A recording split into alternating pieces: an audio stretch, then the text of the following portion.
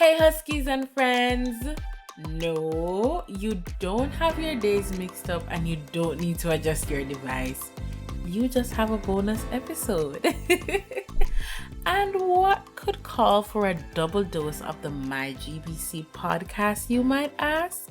Well, Huskies, you know we care about your student life and everything that could affect it, both within the college and externally. And if you have not heard by now, our provincial election is set for February 27th. Now, for some of us, there might be a little anxiety surrounding this, and you may have some questions. How might this affect you? How can you get involved? Well, no worries, guys.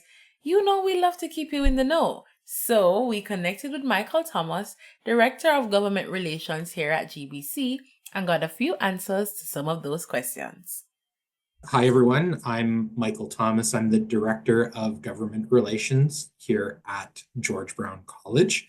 Before we go into the election details, did you know we had a Director of Government Relations? Well, now you know. So we got to know a little bit more about Michael and his role here at GBC. So I have a 10-year-old son, and he's a gamer. So I actually like playing games with him. I like cooking when I have spare time. I made a great beef stew this weekend and watching a good movie too now and then. My job, I have one of those titles where it explains exactly what I do, government relations. So I'm responsible for maintaining relationships with different government officials relevant to the college and issues that affect the college and its students and staff, and building new relationships with those that we don't yet have. And that would be at every level of government, municipal, provincial, and federal. Plus, we found out about his background work in politics. So I used to sit and watch the news with my grandmother when I was young, and she would explain to me about all the political parties and what they can do. And I could even sing some campaign jingles from the 80s because I remember the commercials so well. So I was really interested in politics from a young age. 1993, I was getting out and casting my first vote. It's still to me a very big deal, voting every time. So how I got this job, very common with a lot of other government relations professionals in the college sector or other sectors. I worked in government for many years. So I most recently, before coming to George Brown College, worked at Queen's Park for the provincial government. I worked in a number of different ministries over the last 6 years for a number of different ministers' offices, and got to do some pretty cool jobs at the Ministry of Transportation. I was at the Ministry of Long-Term Care. In the past, I worked at the Ministry of Education, a short time at the Ministry of Tourism, and also Citizenship and Seniors and Accessibility. So a number of ministries, also time at the school board. And my first job after I graduated from university was at Toronto City Hall, working for a city councillor. So politics has been in my blood. And I've had many different jobs over my career, which has been pretty long so far. And I've done other work in between in the nonprofit sector, but I always seem to come back into politics. So now that we're just a few days away from this year's SNAP election, a SNAP election is an election that is called earlier than the one that has been scheduled. Coming off the heels of the American election, a lot of people are feeling anxious, worried, concerned, and uncertain. Michael spoke with us about the current political climate. So our current political climate is a unique time, I would say, in the history of the country, the province. We've seen so much activity with what we're seeing south of the border in the United States with this heightened political tension, but also the federal leadership in Ottawa with Prime Minister Justin Trudeau announcing that he's going to be stepping aside, and a leadership race happening. At the same time, we have the threat of the United States and Donald Trump imposing these tariffs on us. And of course, this provincial government has said that they're calling an early election. So it's everything right now in politics. It's like turning up the dial all the way to 10. It's a very tense time. There's a lot of concern and anxiety. I think I'm sensing a lot of people that I talk to feeling anxiety about politics. And like I said, a lot of it is Donald Trump driven and the impact and the effect that he's having, and that it's trickling into other areas, but also the timing of the elections and this leadership race for the federal Liberal Party in Ottawa. It's just really heightened people's awareness of politics, and a lot is happening all at once. Like we very well may be in a federal election in 2 or 3 months from now, and having those provincial and federal elections back to back, that is people like a break from politics every once in a while too. Not everybody's like me and does this for a living. Some people need to take a breather because it can be quite stressful making these important decisions.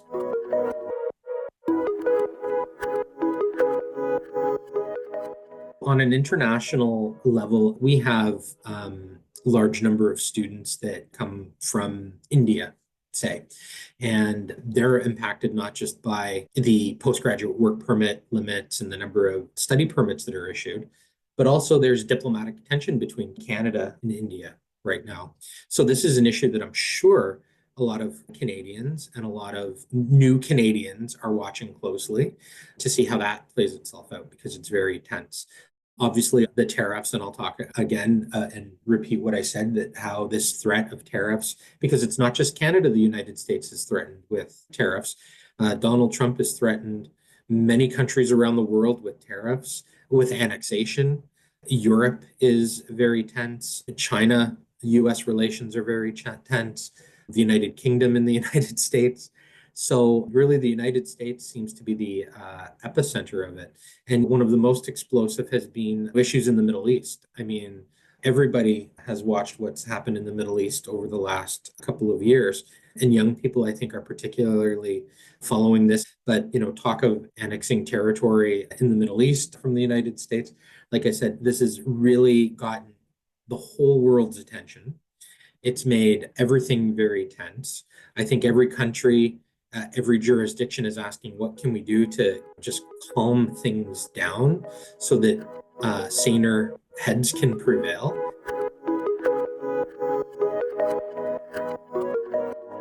So, where does that leave us, Huskies?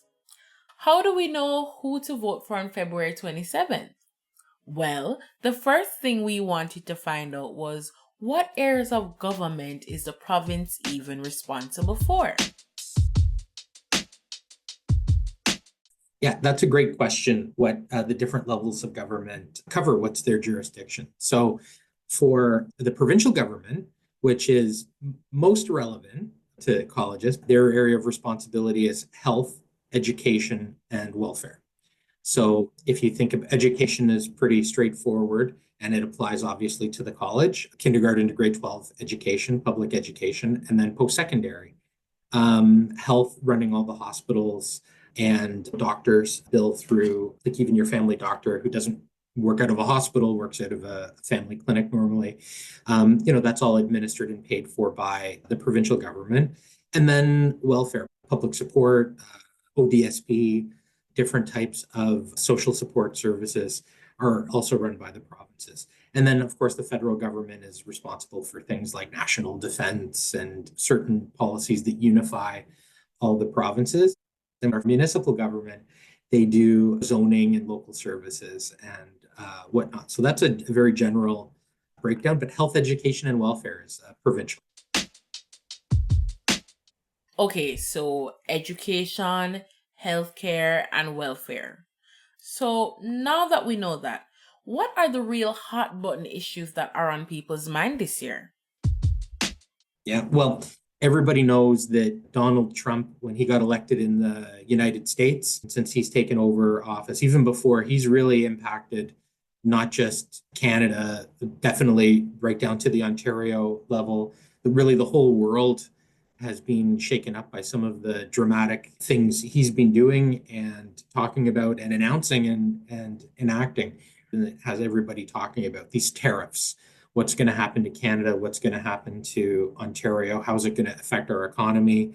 And we saw just this week that 25% tariff on Canadian steel and aluminum going into the United States. So he's really shaken things up and has a lot of attention on him. But there's other really important issues, especially in post-secondary education. So there's been big changes in the college sector in particular.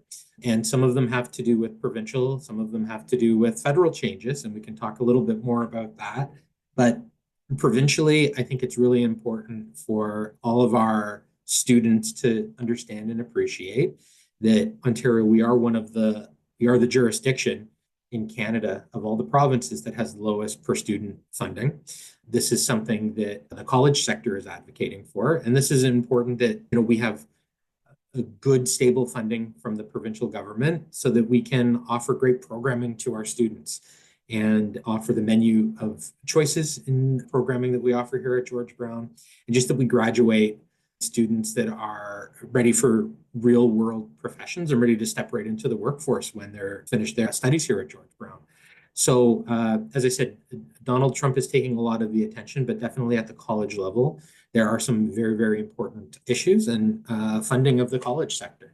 Healthcare is also a very important issue. And given that we train and educate so many nurses and PSWs, also our great dental program and other health sciences programs here at George Brown, this has been a hot button issues for years. But then we went through COVID as well, and we've seen that there is a real acute shortage of nurses in the province, doctors in the province, PSWs. That's a very demanding job. And oftentimes, people who work as PSWs only last for a few years in the sector before they look for something else. So, creating a healthcare system that supports the workers, that fairly treats them, how they do the job, how they're compensated, how their workload is scheduled. This is a very important thing, making sure we have enough doctors and nurses, that the system is properly funded. And that these are things that you can't do overnight. But, certainly the shortage of nurses, just as one example, this is over the next few years. We're getting into the tens of thousands in Ontario, and it's hard to actually train the personnel fast enough to get to work in the hospitals and long-term care homes when we need them. So this is something that's going to be a big struggle for whoever becomes the next government, but they just have to keep pushing away. And as I said, this is really relevant for our students because we train so many of these healthcare professionals right here at George Brown. So if you're paying attention to the media, those might be some topics you're hearing a lot about. But for us as students, what really matters in this provincial election? We asked Michael some more. So there are a lot of issues that are before students that they need to consider before this election. One item for students is there's been a tuition freeze in Ontario for the last number of years. So tuition hasn't been going up for students. Back when I went to college and then university in the 90s, tuition was going up every year by 3 or 5%. It was a real thing at the time. That hasn't been happening now. So finding out where each of the parties stands on the continuing tuition freeze and how that impacts colleges, that's important too. So, and it's a federal issue, but the impacts are felt here in Ontario right across the college system. This cap and this cutback on the number of international students that will be studying in Ontario going forward. This is a real issue for us. And as I said, that involves the federal government and their policy about allowing study permits and capping who can get a postgraduate work permit. But it affects it provincially too, and it needs to be really taken into account in this sector in Ontario in this election, because that creates less students, creates less revenue. It means that in order to continue some of these great programs that we offer, not just at George Brown, but other colleges and universities, in order to continue them, we need increased provincial government support. The federal government doesn't directly fund education in the same way the province does. Post-secondary education is a provincial mandate. So it's really the funding agreement between colleges and post-secondary and the province that makes a difference. And that's something that our students, if they're talking to their local candidates, or if they're on their websites or social media deciding how they're going to vote, they should see what their promise is on funding post-secondary education. That's obviously a big thing. And like I said, it's a provincial and federal issue kind of mixed together. But if you think about other issues, transit is a huge issue. Think about getting to and from campus. Not everyone lives at the George at our residence. So if you're commuting around Toronto, it can be very difficult to get, say, from Union Station to our waterfront campus. The streetcar frequency through our St. James campus, and there is a subway not far from the Casa Loma campus, but can that service be improved? Or what happens on cold weather if the TTC is down? How do our students get around on public transit? So this is very important. And as I mentioned earlier, I worked at the Ministry of Transportation for some time. I know just what a challenge it can be for folks to get around and navigate the urban jungle that's Toronto. We're George Brown, where the city is our classroom. We're the downtown urban campus, and we can get really congested and tough to move around. So transit is a huge issue. Um, and like I said, healthcare is something that everybody's thinking about. The environment, because of some of the things going on in the United States. Many young people, of course, are very sensitive about the environment and decisions that we're making as a government and individual decisions, how we can help save the planet. And those issues are being talked about a lot less now because of the drama that's unfolding in the United States and across the country. But remember what your core values are and always ask the candidates how they intend to support those issues that matter to you, whatever they are. So you might have a better sense of what matters or what matters to you at least.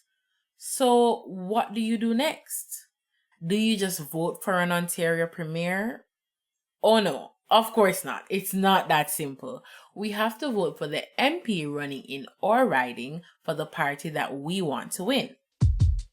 So if this is your first election or one of your first elections as a voter, then you need to do a little bit of research, right? So we have the main political parties and everybody knows who the leaders are. Those are the ones that get covered on the news every night, but you vote for your local candidate and it's different depending on what neighborhood you live in. So each of our three campuses are in different ridings and there's different candidates that run in those ridings. But chances are you probably, unless, like I said earlier, unless you live at the George, you may commute from a riding and live in a riding that's not the same as the riding that George Brown is in.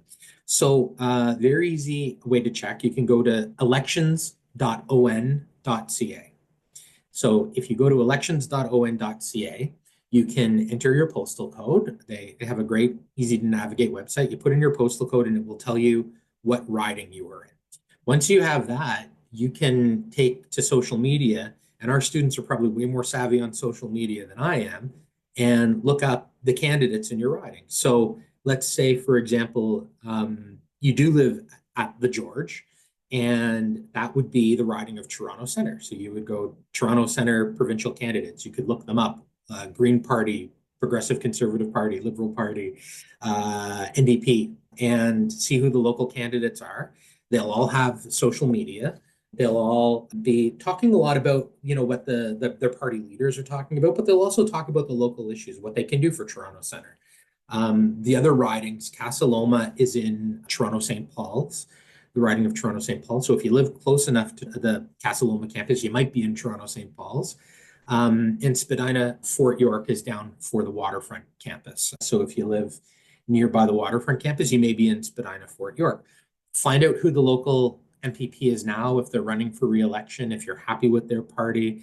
And like I said, just see what they say. So every student should be doing that where they live. And many of our students may not be even in Toronto. They might be coming from the 905 and taking public transit in. So look who your local candidate is and shoot them a text message or send them a DM into their Twitter account or their social media and see if they respond. They probably love hearing from our students. Many of them are anxious to have that kind of engagement. So reach out. And sometimes you hear people talking about voting strategies. So we asked more about that. Yeah, so this is a great question. So in Canada, in our system of parliamentary democracy, the party that gets the most seats in the legislature or the House of Commons, they become the governing party, and the leader becomes the premier in Ontario, or if it's a federal election, they become the prime minister. So most people tend to vote for the leader of the party. So Bonnie Crombie or Doug Ford, Merritt Stiles or Mike Schreiner, one of the other leaders. Those are the ones that are on the news every night. Those are the ones that get a lot of the attention. But when you actually step into the voting booth, you're going to get a list of candidates and some independent candidates as well, or for some other parties that don't get as many votes. But you'll see a local candidate name that you may or may not recognize. And underneath it, it'll say in brackets the name of the party: Ontario Liberal Party, NDP, Progressive Conservative Party. Most people just vote for the party. So that's one strategy. I like this leader, I'm voting for that person. But a lot of times you would have somebody running for MPP who might have been a city councilor for 10 or 20 years that's really, really popular and gets a lot of things done. So I'm going to vote for this person to make sure I have strong local representation. And then there's strategic voting. So sometimes, depending on who the popular candidate is, if you want to stop the PCs from getting in, you vote strategically. So you say, who has the best chance to defeat the candidate that I dislike the most? So that's known as strategic voting, and that's quite common. And sometimes people say, I'll vote for anybody but the government, whoever has the best chance to defeat the government. Even though you might like party A, you're voting for your second favorite just to stop the other candidate. So those are some of the things you have to really keep in mind and weigh. So you can vote for the party, or you can vote for the local candidate, or you can vote strategic and vote against everyone you don't like. Voting. It can get complicated, but you can easily go onto each party's website and read their succinct party platforms to get a quick overview of where they stand on the issues that matter to you. The link to these is in the show notes. But voting can also feel so exciting and meaningful. So now the real question you need answered: how exactly do I vote? So first of all, go to Elections Ontario. So elections.on.ca. There's also an app that you can download on your phone, so you don't even need to go to your computer to do this. Find out what riding you're in by putting in your postal code. Also, on that website, you can find your voting location and you can make sure you're on the voters list. So being registered to vote is very important. You would want to share that I live in this riding. To vote, you need to be a resident of Ontario, a Canadian citizen, and be 18 years of age. When you show up to vote, if you're registered in advance, they'll send you a little voter card, a little piece of paper from Elections Ontario. If you get that in the mail, don't throw it out. It makes it easier when you take it with you to the voting station. It will have an address where to go to vote on Election Day, which is February 27th. And polls close, I think, normally at 8 o'clock. It might be 9 o'clock. Double check. Don't show up late. Better to get there early. And bring your ID with you as well, government issued ID. And on that website, it will give you examples of what ID you can bring with you. And there's a ton of different choices.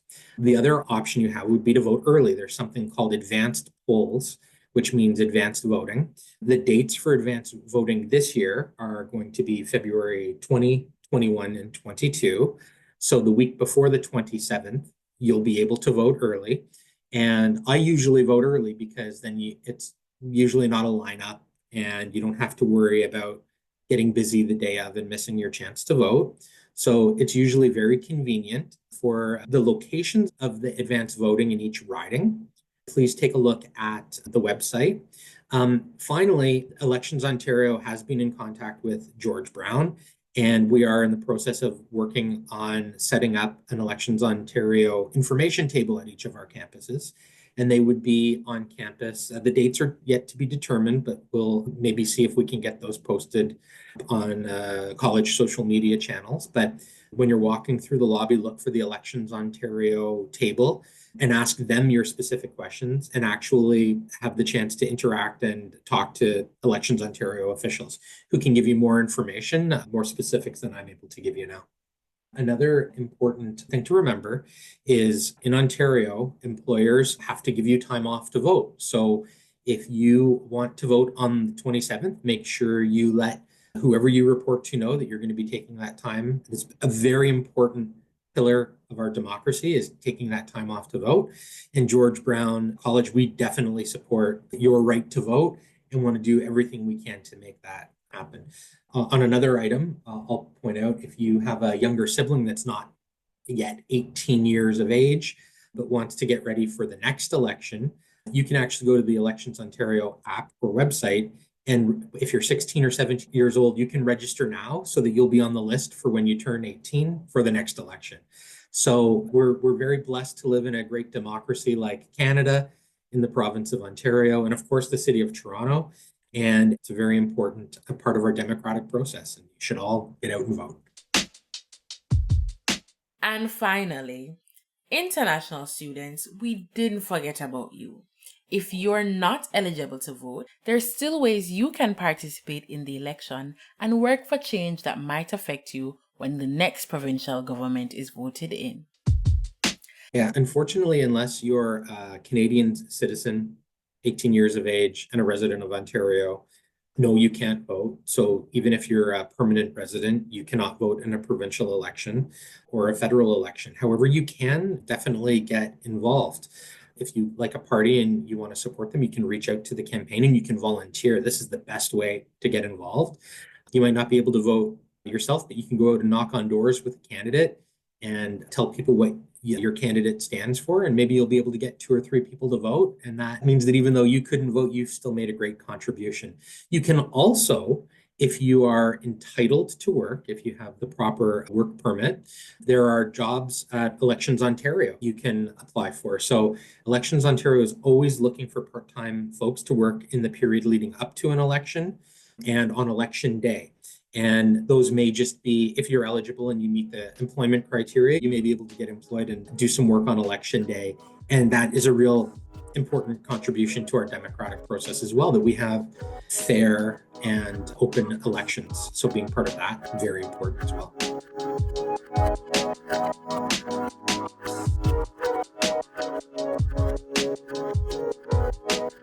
Thank you so much, Michael, for joining us today and giving us all we need to know regarding the upcoming elections. As always, if you missed anything, the details will be in the show notes. And don't forget to check out election.on.ca for more election-related information. Democracy is not just the right to vote. It is the right to live in dignity. Naomi Klein. So, exercise your right and use your voice by voting. Until next week, stay safe, stay warm,